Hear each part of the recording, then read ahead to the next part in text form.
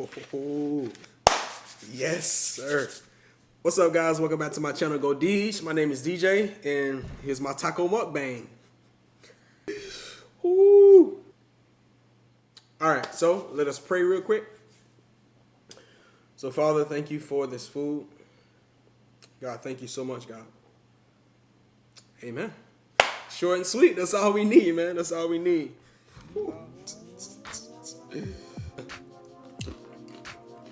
Wow.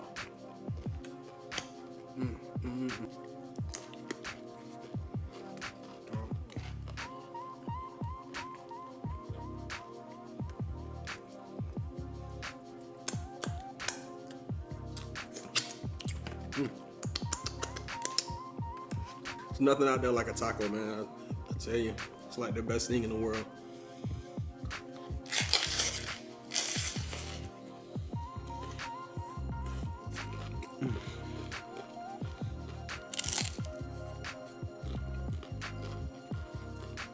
Beef nachos, 2 steak tacos, 2 chicken tacos, and 2 al pastor tacos.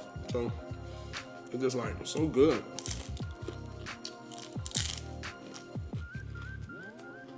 So I asked for horchata, but the girl told me that they ran out. They didn't have any more, and just my heart just broke right there, bro. She was like, they don't have any more horchata, but you know the pineapple is highly recommended. So I was like, hey man, I'm gonna take your word for it. So let this.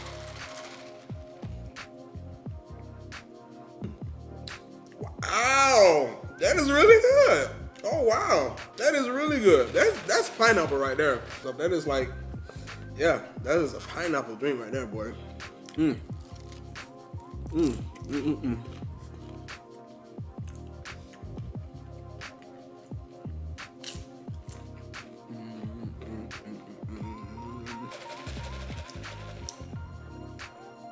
So yeah, I remember how my taco story started. My love for tacos. I remember like where it all started from.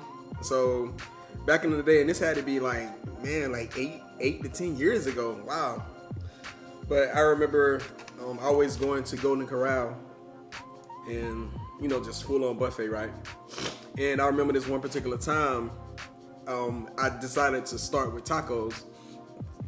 So I grabbed 3 tacos, right? You know, whatever. Let me try them out, because I haven't had their tacos. I literally had like everything else all the times I went, but I never tried their tacos because at that point in time, tacos was never a thing for me. And I remember, you know, grabbing 3 tacos and going to sit down to eat. Let me just start with 3 tacos. Let me just start with that. And wow, that was like really good. And I remember just going back, let me go and get 3 more, man. Those is like really good. And from that point on, every time I went to Golden Corral, I always had to start with 6 tacos. I always had to start with 6 tacos every time that I went. It was just so good. And from Golden Corral, then I started eating Taco Bell a lot. And doing it around that time, it's funny because you don't really hear a lot of people say it, right? But at that time, like when my love for tacos was developing, Taco Bell was my favorite fast food restaurant.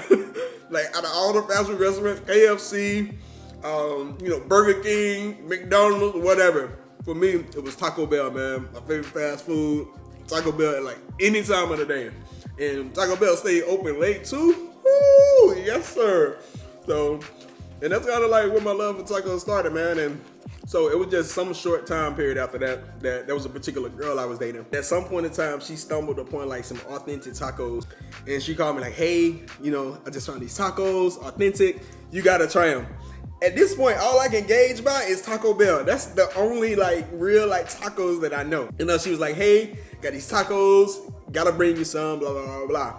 So she brought me some, and it was a soft taco. So I'm already going in like, you know, okay, I already don't eat, you know, soft taco shells. So like, okay, I'll try it. Let's see what it's all about. And y'all, when I bit into that taco, whoo, boy, oh my, like I was like blown away. Like I had no idea. I left Taco Bell far behind, and man, I just started running full steam towards like authentic tacos. Thank God that I stumbled on authentic tacos, man, because I just, you know, I really can't imagine my life like without tacos. Like real deal.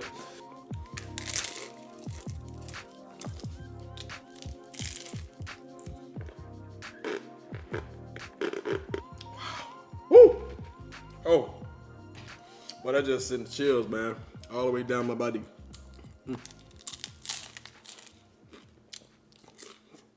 Yeah, man. So for me, the first thing that happened in the year was Kobe Bryant's death. And, you know, I won't ramble too much in this video because I have a whole nother vlog that's going to be in the description, so you should go watch that. But in that video, man, I poured my heart out, right, about how Kobe, you know, how he impacted my life, how he motivated me, how I took upon, you know, I feel like I've taken upon, like, a bunch of, like, Kobe Bryant's mindsets. And just for years, like, I just felt like I've been learning and gleaning from him, gleaning from his mindset, gleaning from his will, right, his will to be the best, his will to succeed. And yeah, man, I was on my way down to Miami at a friend's wedding. I was with my best friend, Matt, and we was on our way down to Miami to attend another close friend's wedding. And, you know, the headlines started going out on social media. And it just stunned me, man. It absolutely stunned me. You know, here I am a year later, right, and it's still tough. Like, it's still tough because Kobe, he was my icon. He was just the best that I've seen. And I miss him a lot. You know, I miss him a lot, and that literally kind of just broke me. It really broke me. Really broke me. Moving into February, March, like here in the United States, like we are literally watching this coronavirus come from all these other countries, and like we're literally like tracing it as it like gets closer to the U.S. and as it just started spreading, and the coronavirus hit us, man, and COVID-19 came through, and they sent us into quarantine, and man, what a time, y'all. Like, you correct me if I'm wrong, but we've never been in like a pandemic like this where everything is like shut down. We're wearing masks everywhere, social distancing. You know, that's like, what a time to be alive, you know? And it's not to minimize anything else like that happened, all the other tragedies, and there's countless, yo. There's countless that I couldn't possibly talk about in just this video. I'm only naming a few. But COVID-19 last year had to be like the highlight, if you would, the highlight of 2020. Like that kind of just sealed the deal, man. It completely, like, it's almost like it just turned everything upside down, right? You know, here we are, you know, what, like, you know, 8, 9, 10 months later, you know, still wearing masks, right? Still, you know, social distancing, still, you know, 6 feet apart. So it's still affecting us, man. And the vaccine kind of just came out, and, you know, so many people have their opinions about that. You know, some people are like super scared about a vaccine, and, you know, some people think everybody should have them. So this country this is a very divided time right now. I don't think it was just last year, but I think it was things kind of leading up like to it. I think last year just put kind of like a like a stamp on like the division. Another thing that cuts me really deep is Ahmaud Arbery.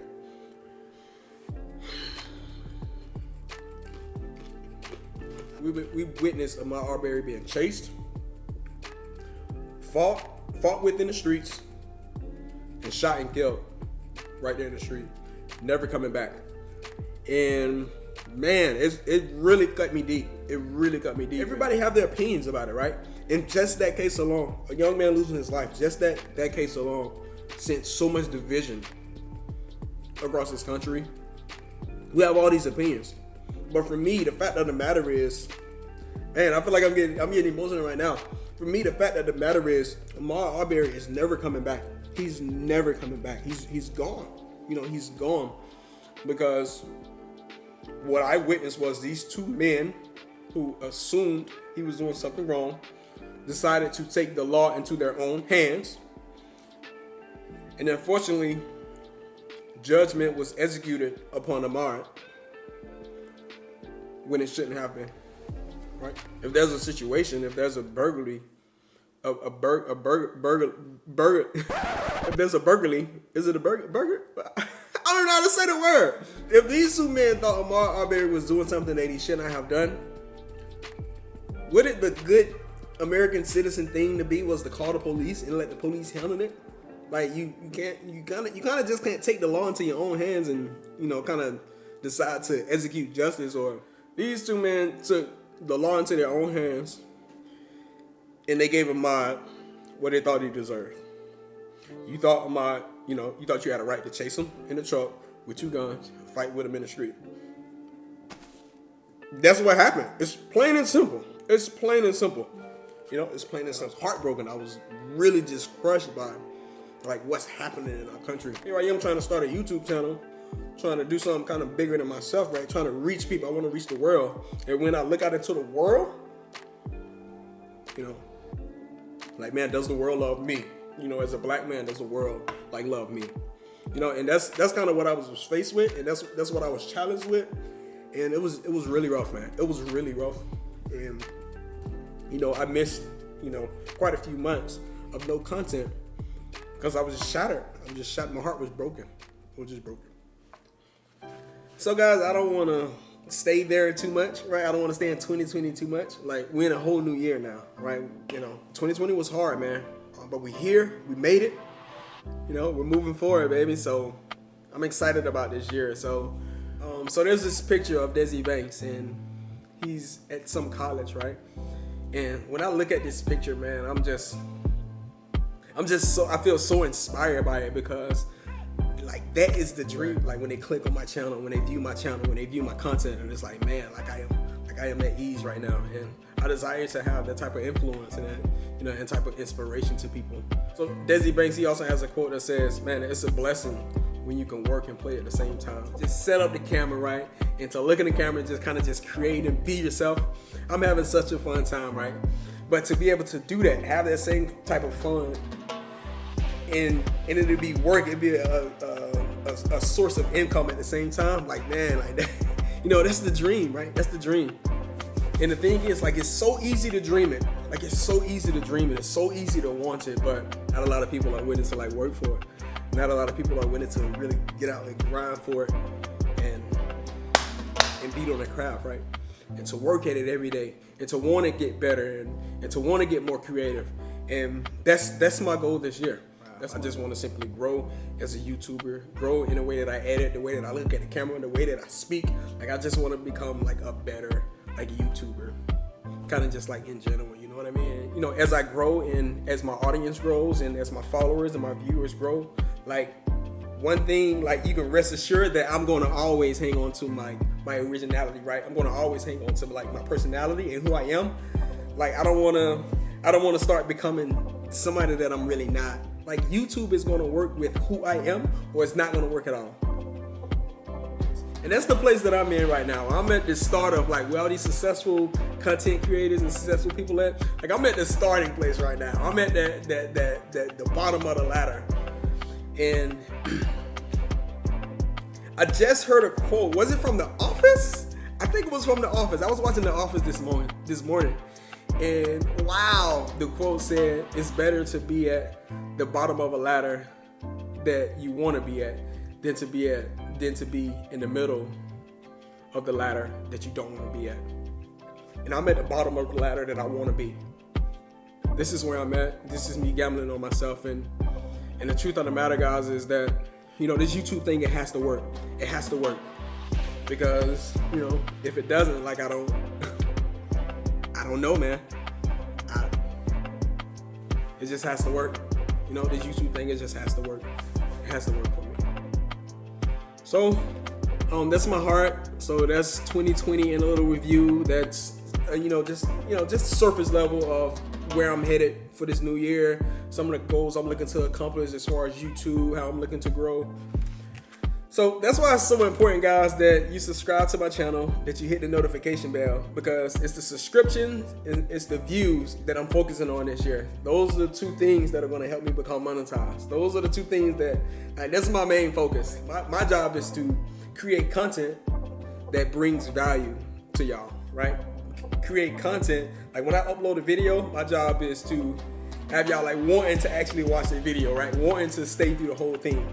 So that's my goal. That's what I'm pursuing. That's my responsibility.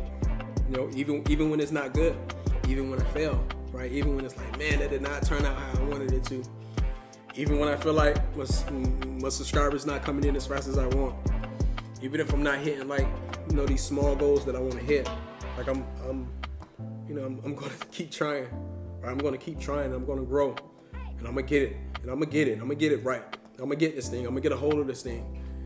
And you know, as I get a hold of this thing, it's only a matter of time before the world gets a hold of me.